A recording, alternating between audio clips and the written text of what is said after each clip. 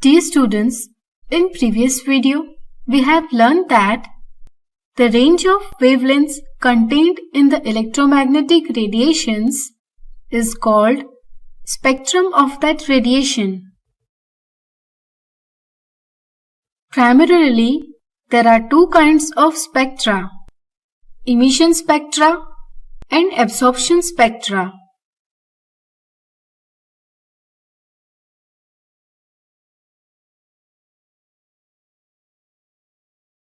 Emission spectra.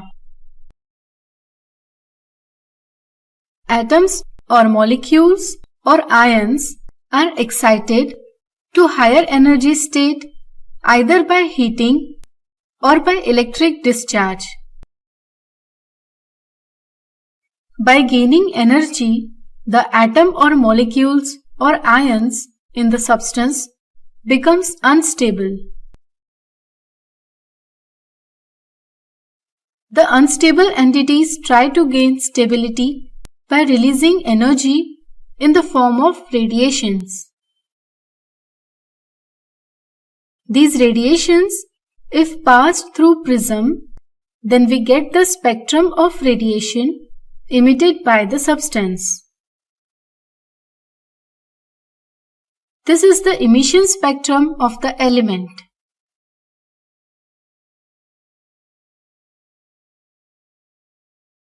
It can be continuous emission spectrum or line emission spectrum. Continuous emission spectra. Have you observed the spectrum produced by sunlight when it passes through glass prism? Here we could not define clear boundaries of each color. That is, colors merge into one another. Such type of spectra are called continuous emission spectra. Electric bulb, candle, red hot iron produce such type of spectrum.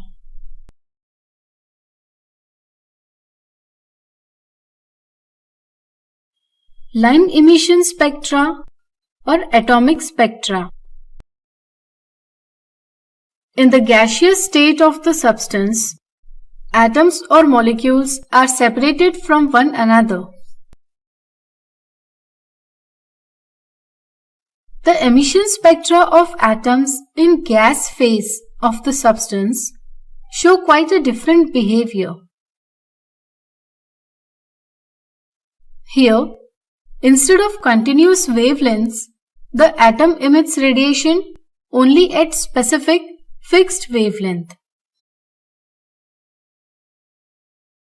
due to which there is formation of sharp bright lines on the dark background. Such spectra are called line spectra or more specifically atomic spectra. Each element have unique line emission spectrum. By comparing the line emission pattern of a known element of that known standard pattern of elements, it is possible to identify the element.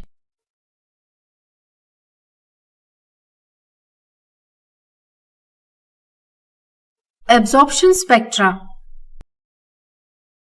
When a white light having all wavelengths is passed through the material, then the material absorbs certain wavelengths and transmit others.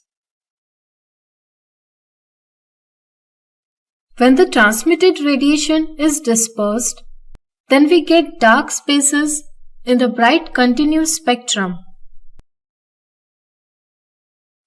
The dark spaces are due to missing wavelengths in the transmitted radiation.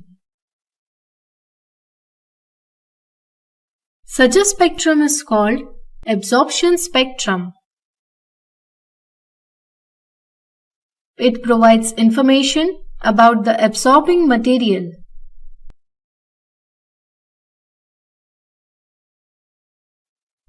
Spectroscopy. The study of emission or absorption spectrum is called spectroscopy. With the help of spectroscopy, Robert Bunsen was the first to use this technique to determine elements. For example, the elements such as rubidium, cesium, thallium, indium, gallium, and scandium were discovered by this method.